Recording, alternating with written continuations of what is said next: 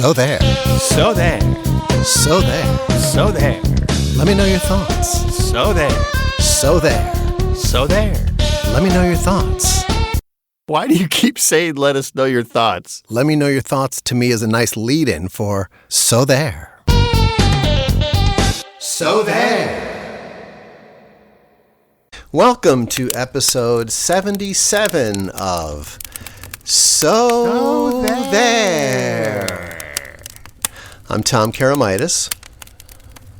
And I'm Gary Doyle. And listen. Just everybody listen for a moment. What you're hearing is the crackling fireplace from the center of the So There cabin in the southern woods of northern Minnesota, where Gary and I come up every single year to toast each other. And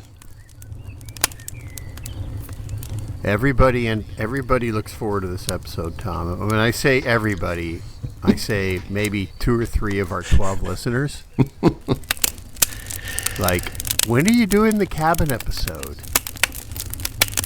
I know it's become something that people they depend on for happiness, and during the holiday season, it's I feel like we're kind of like those Starbucks baristas lately that were giving people kind of positive thoughts along with their coffee. We discussed in a recent episode. You got this.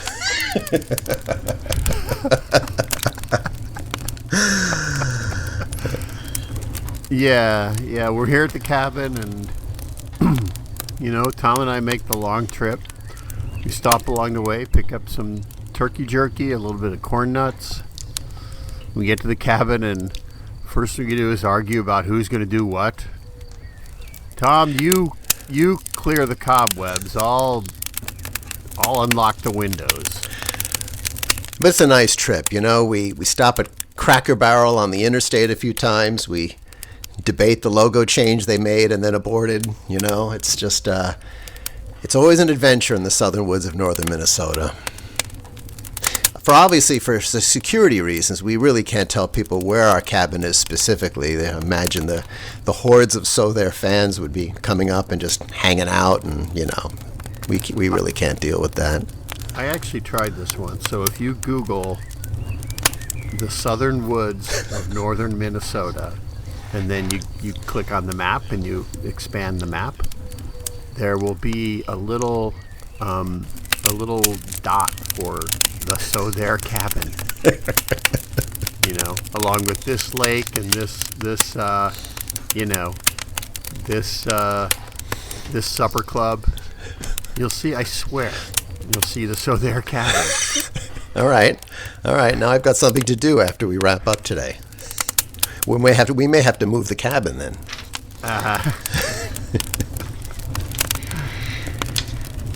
So, Tom, what's on your mind? You're probably had a lot of time to think on your way up to the cabin when those moments where we had fought and we were brooding and not speaking to each other, which I think was actually the better part of the trip. What's on your mind? Well, it usually happens after we argue over the radio station on Sirius XM that we want to play on the way up. You, of course, just want to hear the All Springsteen station, and I point out that, I like some of his songs, but for 11 hours, how can you even? Tom desperately searches for the prog rock classics from the 70s station on Sirius. And there ain't no one, so yeah. A couple things come to mind here, and I guess to start off, I mean, keeping it in the marketing realm anyway. It's funny. And speaking of music acts, you can always kind of tell in our business when a popular group or a popular artist got a new publishing deal, or something changed hands, or they need to raise some money because all of a sudden their music starts popping up every place. And the example I was going to give you today was I'm noticing a lot of Fleetwood Mac lately on commercials. I was just, as you were talking about this, I was just thinking about Fleetwood Mac, who must be the biggest sellouts in all of music licensing. Yes. And I came, and you may have more, but I have 3 songs that are very prominent right now. The one that makes me cringe, Will Ferrell doing his version of "You Can Go Your Own Way" for PayPal. But then 2 other Fleetwood Mac songs. Before you move off of Go Your Own Way, one of the most egregious uses of Go Your Own Way, I don't know if you remember this, but a few years ago, I didn't know what the brand was. It was like a logistics or some kind of business to business kind of a thing. But they changed the lyrics to "Grow Your Own Way." You can grow your own way. I mean, just... That's how you know Fleetwood Mac is just... They've waved the white flag of selling out. They're like... They come to them and they go, we're going to change the lyrics. And they're like, whatever, we don't care. Yeah. Fleetwood, and all at once. I mean, this is just hitting all at once. So somebody must have just opened the coffers and said, "Fleetwood Mac is for sale." Send your bids to. Another one is their hit "Landslide." I don't know if it was "Landslide" Stevie Nicks or was that a Fleetwood Mac? I can't remember. "Landslide," that's Fleetwood Mac. It was written by Stevie Nicks, but it's Stevie Nicks' song that Fleetwood Mac and on the Lexus. Exactly. Right? Very good, Lexus. Yeah. Absolutely no point of having that song in there. No. I guess just appealing to our age demographic, perhaps. And the third one for Chevy EVs, "Everywhere." Which is a song I used to like quite a bit. And of course, once this happens, I tend to just start to resent and hate the song because I can't shake the association anymore. Yeah. And a "Landslide" is probably one of Gary Doyle's, I'd say, all-time top 10 favorite songs. So it's egregious to me that that's in a Lexus ad. This reminds me a little bit of one of my favorite artists from the 70s. I still admire her quite a bit, but I can never understand 2 of her better songs became just so overused in commercials, and that was Carly Simon. I mean, you'll remember "Anticipation" being used for Heinz ketchup, right? It was a slow shot of the ketchup agonizingly, inching its way out of the bottle. And then the other one was another song that I actually like even better. She had a song called "I Haven't Got Time for the Pain," which I thought was a really good song, and that was being used for Excedrin, I think. It's like... Oh, my God. How come nobody ever used "Nobody Does It Better"? Oh, my gosh, that's a layup for advertisers. Some advertiser be like, wow, what's our it? Plumbing, like data analysis. Nobody does it better. I would venture to guess the reason that was, because that's an obvious one, and the reason I would guess is because that was the theme to a Bond film, so there must have been other entities involved in licensing it, I was going to say something else about and Carly Simon, of all people, never needed the money. Carly Simon was a very wealthy person before she even recorded her first demo because she's the daughter of Simon and Schuster. That's Simon. So, I never knew that. Yeah. So I started to read a little biography of her, and I always liked her. Another artist to me, like the group Boston and a few other groups from the 70s and 80s that I kind of dismissed during that period that I kind of rediscovered as an old man. So anyway. You rediscovered Boston on your 70s prog rock series? I just think the singer Brad Delp had a great voice, and their guitar sound was so distinctive to Boston. I just really, exactly. See, this is rare overlap with Tom Karamitis and Gary Doyle actually agreeing on music. This is actually kind of uplifting for the holiday season. So there.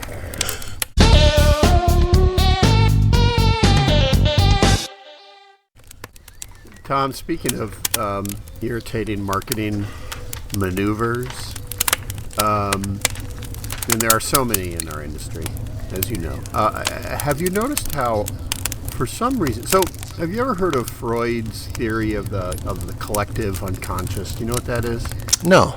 Freud, you know, Sigmund Freud is, right? Yes. He has the Freud theory of collective unconscious is that there's this thing that seeps into society that they're not aware of, that they all have this unconscious, you know, kind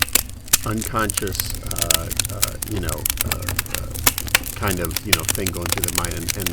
And that occurred to me with all the cell phone companies, the cell phone providers, like Verizon, T-Mobile, that have decided to make ads with celebrities walking down a rural dirt road.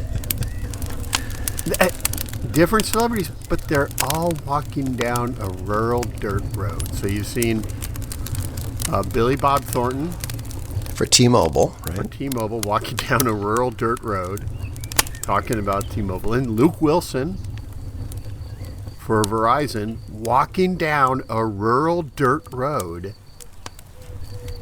It's like, are they trolling each other? These companies? Do they think that, oh, well, T-Mobile had Billy Bob Thornton walking down a rural dirt road. We're going to have Luke Wilson walking down a rural dirt road. So there. Yeah, that makes no sense. I Have mean, you seen I these? have seen They're the. always talking about, you know, Verizon has the best coverage in America, the best 5G network, and then T-Mobile talks about the same thing. It's just a different celebrity, but they're both. I find it fascinating. They're both walking down dirt roads.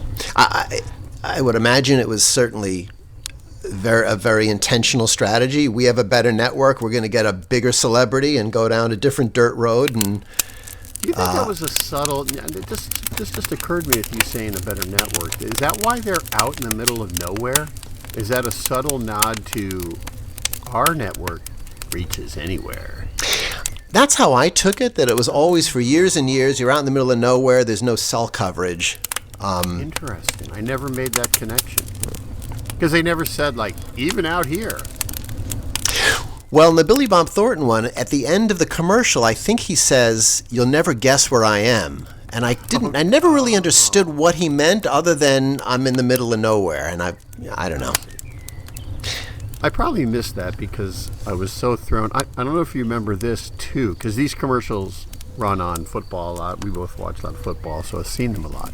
When T-Mobile started with Billy Bob Thornton, he had on this odd blonde hairdo. And it was like, wow, that's a really strange haircut. It almost looked like a wig. But then now he's changed to kind of a more normal brown hair color with a different hairdo, totally different. It's interesting. Like, did they get blowback? Like, a lot of people are saying Billy Bob looks like a freak. Well, it certainly seems like in his rider, he gets to pick his own hair and makeup person and style it as he sees fit. And apparently, you can see the agency and kind of in the background having quiet discussions about his hair, but realizing we don't want to piss off Mr. Thornton, so we're going to have to just deal with it. Oh, yeah, and you could just imagine, Billy Bob Thornton does not seem like the most pleasant, just doesn't seem like the most pleasant fellow, I could just imagine the copywriter like, "Hey, Mr. Thornton, could you maybe, try this one with like a little more energy, man? I mean, what you did was great, man, but maybe just a little bit more, because I feel like, and then Billy Bob's like, F the F off. That was always probably, at least, and I'm curious if you felt the same way during our years of recording celebrities or quasi-celebrities. You felt like if somebody had the smallest bit of notoriety, right? It didn't have to be a full-blown star, but somebody who was a popular voiceover even, they didn't really want to take direction from idiots like us. A regular working actor, yeah, they'll do what you say, and you could have them do 50 takes, but, whether it was our friend Ned Crowley recording Kelsey Grammer for Disney or anybody else, they just bristled at some rube telling them how to read it, or just even anything as innocuous as even like a little more energy or faster, they just hated it. It must have just been so conflicting for them because they're being hired by the agency. We own them for an hour, but God, they're just being told what to do from some, I'm just a little writer from Chicago. It just, did you run into that, or did you find you knew how to kind of present it in a way that they thought that they came across like they thought of it? I mean, I haven't, I haven't really encountered too many Daniel Stern, though, right? I mean, he was kind of he was not a dick. particularly pleasant, but I mean, I haven't had the huge stars really to do voiceovers. I've had some, somewhat celebrities, but I did have one, as you know, Tom. I did have one of my very first recording sessions when I was very nervous and probably really didn't know what I was doing in the voice talent set. I wouldn't do it that way if I was you, son. Who was that? Do you remember? He was not a celebrity. He was, at the time, a very popular voiceover. At the time, it was Visa. It's everywhere you want to be. And he was all over the place, so it was a big coup to get him. Like, wow, this guy's going to do our... Yeah, and I gave him some direction. He's like, I don't know if I'd do it that way if I were you, son. Just super condescending like that. So did you tell him, okay, then never mind, or did you kind of push back a little bit? I probably panicked and didn't know what to say. Yeah. Now I would do the famous Tom Karamitis redirect. Let me turn off my phone. Sorry. Yeah, I do the famous Tom Karamitis redirect. Like, that's great. You had a suggestion. You know what? We're paying you for this, and we can call your agent. And then they look away, and you're like, "Can you redirect them?" No, look at me. We can call your agent and talk about this, or maybe you could just do it the way that we want you to do it. Okay, sport. At the time, I was like, wouldn't it be great? I mean, you look back at those things now, and you wish you could, you wish you had the balls to handle it differently. And but it's fun to think that you could respond and say, you know what, Daniel, I think we got it. Well, no, I could do it another. No. I think we got it. Thanks. And then they know that you're not going to use them in the commercial. They just lost out on the commercial itself. Of course, practically speaking, that's never going to happen because you've already got buy-in on using him and you've already paid him a fee, but it's still kind of fun to think about. Like years ago, I was on a shoot and the production company presented me with an overage that I didn't think it was the agency's fault, and I said to them, let's talk about this later. I don't really want to. I'm not going to commit to this right now.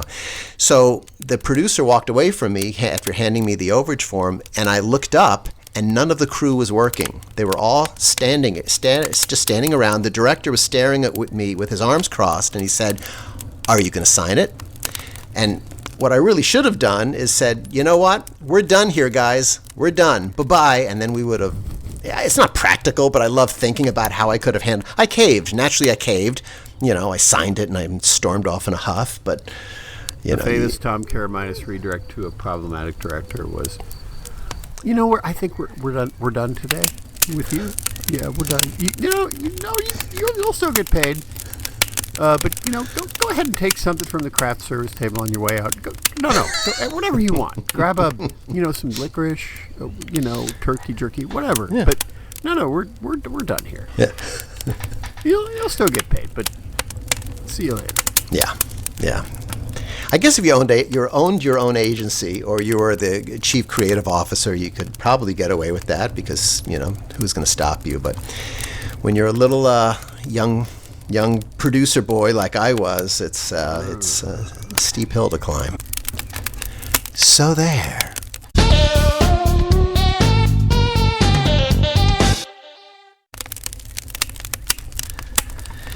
Well, Gary. Back here we no, go ahead, Tom. I was just saying that we were gone for a few minutes there to poke the fire.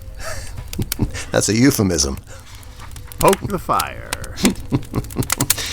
Gary, I've been traveling a lot lately, going to see family and spending a lot of time in the back of the coach section of the plane, and I kind of came up with a couple of airplane observations. one we might have discussed in the past, and if we have, I apologize. The other one I know we haven't, but I wanted to mention these to you to see if you've observed them as well. One of these phenomenon irritates me, and the other one just puzzles me. The one that irritates me is the people who board the plane, immediately put their luggage above row 5, and then go back to sit at row 45. I don't know why it bugs me so much. I just sit there and watch. It's loathsome. You don't know why it bugs you. It's loathsome. Yeah, it doesn't affect me. So maybe it's just It does if you're in row 5. True. I always wish that the flight attendant would notice that, the poor person in row 5, there's no place to put luggage. Whose luggage is this? And then they end up pulling it out and putting it with checked luggage. But that one really just makes me kind of fume. The other one, which I've noticed more recently, is, have you noticed lately that the vast majority of people who are sitting at window seats keep their windows closed, the window shade closed? And I don't understand why. Why do you need to sit in the darkness for 4.5 hours? Yeah. Who doesn't like a little light, a little natural light? Yeah, I don't get it. I mean, and It's baffling. And I would say the majority of people shut their thing. The vast majority. I mean, I was flying. It's really odd. Like, do those same people go home and shut their blinds at home? The only thing I could think of is more and more people are watching movies on their phone, and maybe the light interferes a little bit. But I don't know. I just feel it makes me feel even more claustrophobic if I'm not in a window seat. There's no place I can even look. I can't even avert my gaze and just say, are we going over the Rocky Mountains? Oh, is it clear or is it cloudy outside? It's just strange to me. At nighttime, okay, there's nothing to see. Fine, if you want to do that, but I just don't get it. I don't get it. Those are great examples of loathsome behavior. Another one, my daughter mentioned this to me on a flight, and I'm like, oh yes, are the people the people sitting behind you when they get up, like to go to the bathroom, will grab your seat, to get to their feet, and then as they're shuffling out of their aisle, they'll grab on your seat and pull it backwards, and then when they're done, holding their lard ass up, they let it go and snaps back. They can't lift themselves to their feet without, desperately clinging to support from your seat back in front of them. Yeah. You get jostled all of a sudden. It's Like all of a sudden you're leaning back because your seat's being pulled, and then that goes on for a few minutes while they struggle to get out, and then they let it go, and you snap forward, and is there any kind of awareness? Well, and then the next part after that is, when you get back to the restroom at the back of the plane, that's getting to be a worse and worse experience. What the hell am I going to find in there? Especially if it's late in the flight, and you can just imagine. I'm not just talking about perhaps what people aren't flushing, but there's towels all over the place. The floor is like soaking wet. Like, how the hell does the floor get soaking wet? Yeah, you don't want to know. Although I will say that we've spoken, of course, about seat recliners. Yeah. I will say that if somebody in front of me reclines their seat into my space, Gary Doyle, when he gets up to use facilities, just might hold on to that seat back for support, if you know what I'm saying. As I shuffle my way out of and then it just might snap back a little bit suddenly. But doesn't Gary Doyle do the knee lock procedure in those situations? Okay. But if I hadn't executed that maneuver and they were able to lift their seat back, then they might be subjected to that treatment. But I think that's totally fair because the seat back is in your space. Yeah. And so in that case, you may actually need it for support to exit your row. Yeah, because you can't, right, exactly. There's no way for you to stand up at that point, straight up. You'd have to stand up and lean backwards if you didn't touch their seat. And that's, unless you're a limbo artist, then that's going to be an issue. So there.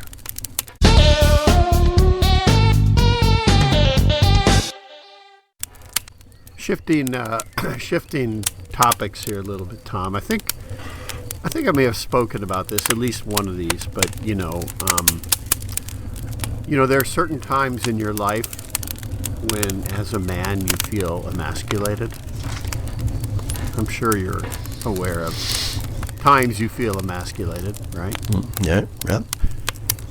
One of them is, and I think I've spoken to this in the podcast, when you are waiting in line at the Costco for a sample of food, with all the other schlubs. You're waiting like you're fourth or fifth in line for a little piece of cheese, and it's like, oh my gosh, what am I doing? It's like provokes an existential. So the other time I wanted to say that I think as a man I feel emasculated. This happened to me recently. My car needed new windshield wipers. Right. And I don't know how to install them. And so I go to the AutoZone, and if you go to the AutoZone, they will put them on for you for free. I didn't know that. I did not know that. Most places do, whether it's an AutoZone or whatever, they do. They'll do it for free. But you buy the wipers, and it's so emasculating that you have to go, hey man, could you maybe put them on too? Like you don't have the ability to install your own windshield wipers. It is emasculating. Well, and I want to ask you about that because and what the guy's thinking who installs it. Yeah, you yeah. are a schlub. Yeah, of the first order. Yeah, you're not a real man. As he's also probably. You're less than a man, son. Now watch and learn. I feel like with the wipers, though, in fairness to Gary Doyle, it is at times very complicated. Kristen has a vehicle, my wife, and there's you can't pull the wiper arms away from the windshield. I finally got online and figured, you have to click the washer fluid lever 3 times forward, and then they pull away. It's like, really? It just crazy. But so yeah, and I've also found even if you're afraid you're going to break it. I've had a situation on Alexa's car years ago when I ended up inadvertently bending the arm a little bit to try to force in the bracket, the new wipers. And then we had to go back to the dealer. Then it was, $450 for a new arm. So I totally agree with you, and I have to fight the internal battle of growing rage that I can't do this, and then trying not to break anything. The first one though, the Costco thing, I'm not quite sure why. Does it make you feel emasculated as a man, or you just feel like this is a waste of my time waiting for a piece of cheese? Maybe not emasculated as a man isn't quite the right expression, but it is humiliated. That I'm so desperate for a little sample of quiche that I'm going to stand here and just behind 5 other people. My little bite of quiche. Because you could reach into your pocket for $1.50 and get a Costco hot dog on the way out too. But although if you're in the I want it free mode, I guess that $1.50 hot dog and drink isn't really going to do it for you either. You make a good point about the wipers. They're all different. They're all different how you get them off, but every one has this ridiculously complicated, undo this snap and then this bracket and then you pull up at a 45-degree angle and then you do it, and it's like, ugh. Yeah. You're probably like me. My guess is you were at Costco getting your free samples and you noticed that wiper blades were on sale too. $11 off the pair or whatever. That's where I get my wiper blades, at Costco. Where do you get your wiper blades? You obviously don't get them at AutoZone. You're getting them somewhere else. At an AutoZone because they install them. But I thought you said they'll install them. I thought you meant they'll install them no matter where you bought them. Oh, okay. No, they'll install them. You buy them and you say, gotcha. Come out in the parking lot, maybe put them on my car, man. Okay, now I see. I thought you were buying them at Costco, then trying at home, failing miserably, then driving over to the AutoZone, turning it into a half-day errand. So there.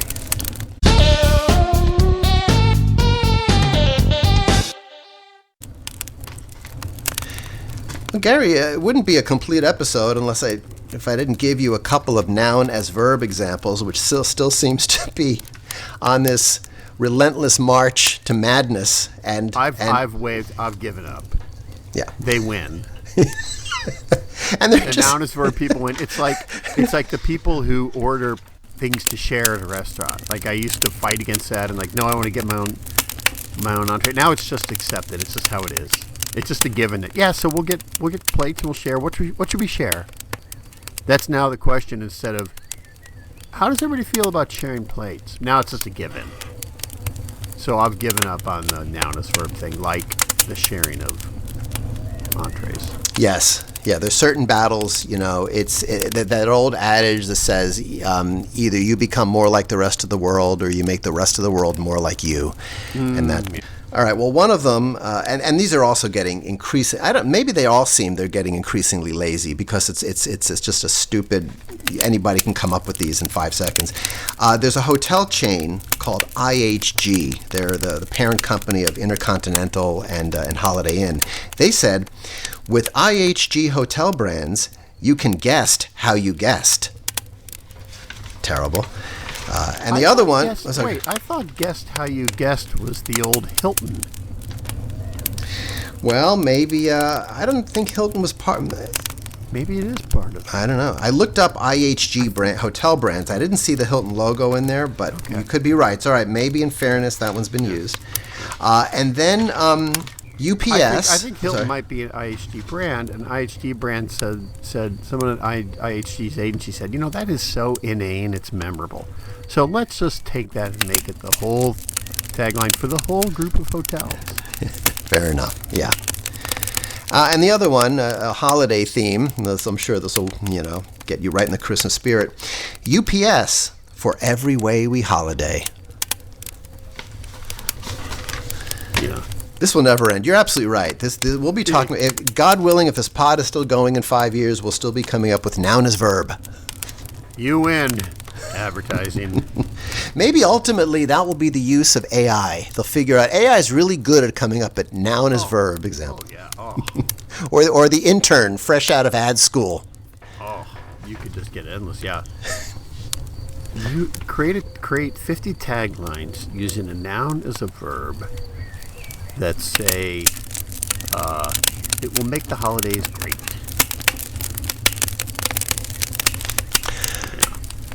So there.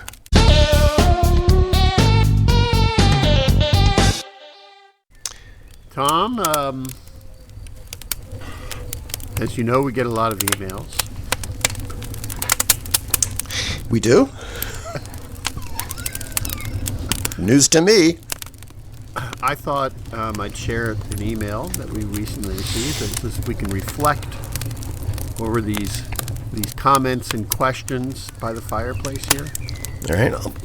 All right. This is a message from longtime listener, first-time writer, Michael. Okay. Otherwise known as Silky from Detroit. No. Michael poses this is kind of a random collection of thoughts and questions, so I'm just preparing you for this. And by the way, Tom Karamitis we usually share our emails with each other before the podcast, but I thought it'd be fun to not do that this time and just spring this on Tom. I have a feeling these are all going to be criticisms of me. That's why you didn't share it with me ahead of time. But go ahead. No, none. So anyway, just random collection of thoughts from Silky from Detroit. Fun podcast. Keep punching up the good and bad campaigns. All right. No poop jokes. Proud of you.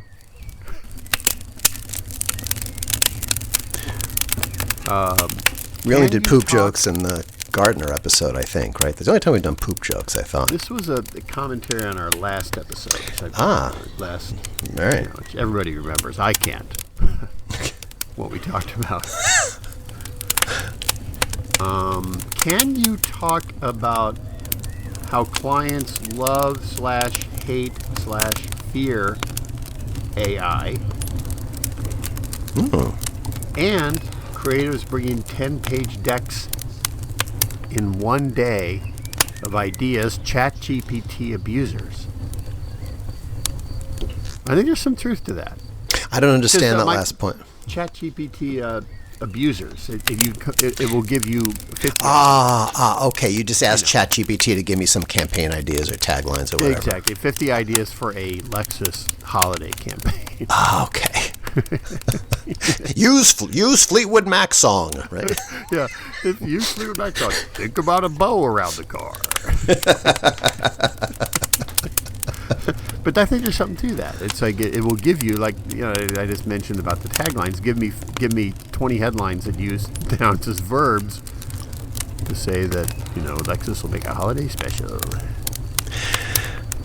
Yeah. Go ahead. No, go ahead. 10-page decks in one day. Mike Silky from Detroit's a freelance creative, so he understands No, this. he's inside. Yeah, he's a Lions fan, but says Bears in first. Just putting that out there. That's what he says. This is a interesting question. Why do creatives all get cut when clients leave, but account people keep their jobs? That's a very good question. How would Gary Doyle answer that question? I mean, I have to be delicate because I'm employed by an agency. You know what I mean? Yeah. That has let people go, like all agencies have.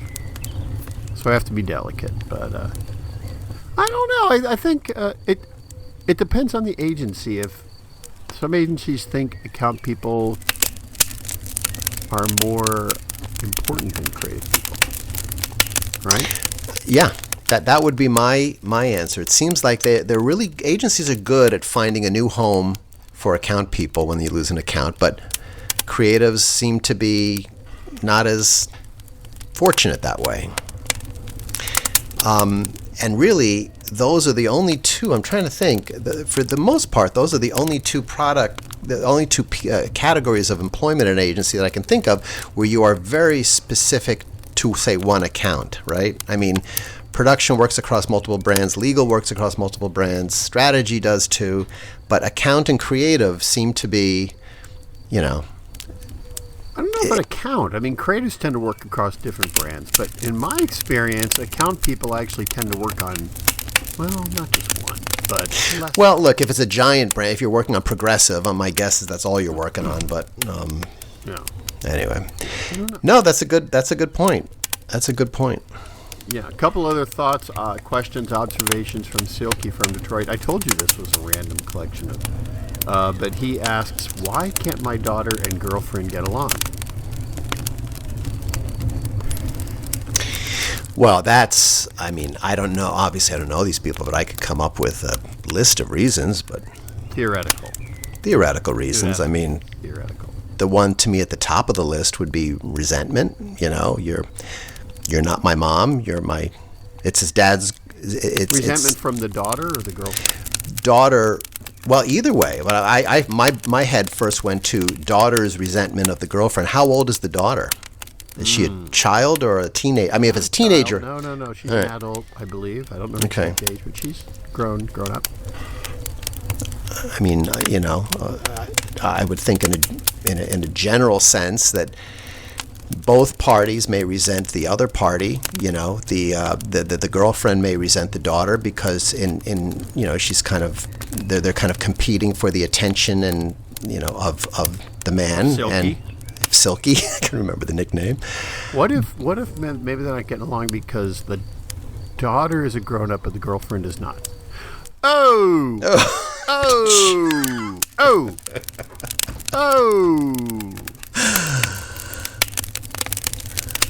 And finally, Silky asks, why are people food experts? Because they eat food in their car online. Wait. I'm sorry, read that again.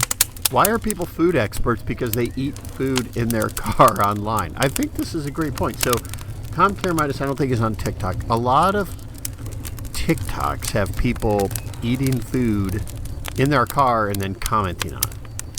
Oh, okay. Yes. It might be like a roast beef sandwich from Arby's, but Yeah. this is what they do. They review the food, but they're eating it in their car.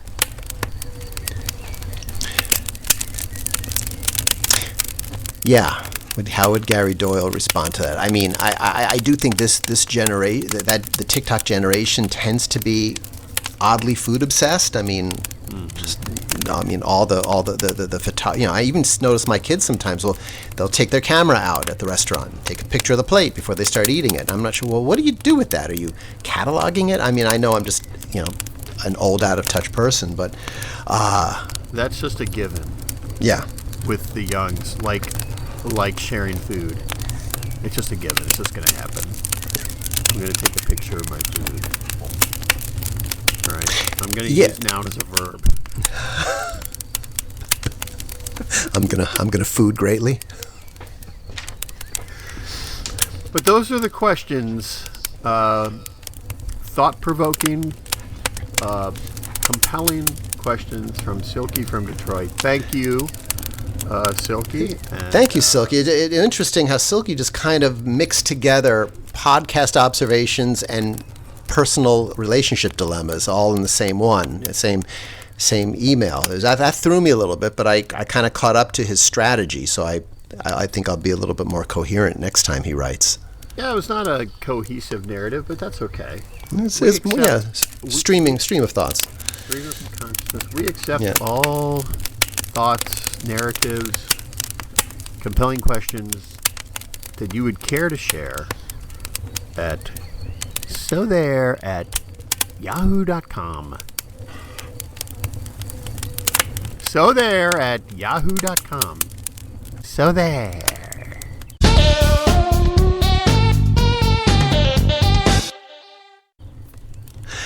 Well, Gary, by the look of the old embers in the fireplace, it's time for me to flip the log over, if you know what I mean. Why do you keep speaking in these strange euphemisms? No. Flip the old log over. Poke the fire, if you know what I'm saying. Poke the fire. Yes, Tom, get up and poke the fire. It's a little bit low. I'm going to reflect and think a little bit more about Silky from Detroit's questions.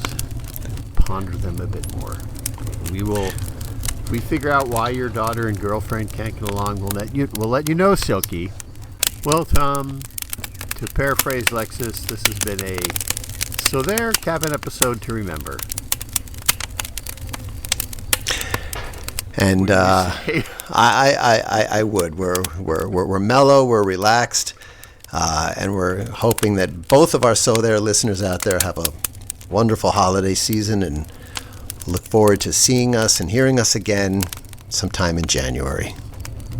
Yes, everybody have a happy holidays. We can say Merry Christmas now. Merry Christmas. I've made it okay to say Merry Christmas. Merry Christmas. And Merry Christmas to you and yours, Gary Doyle. Yes, you too as well. And for Tom Karamitis, this is Gary Doyle saying, So there.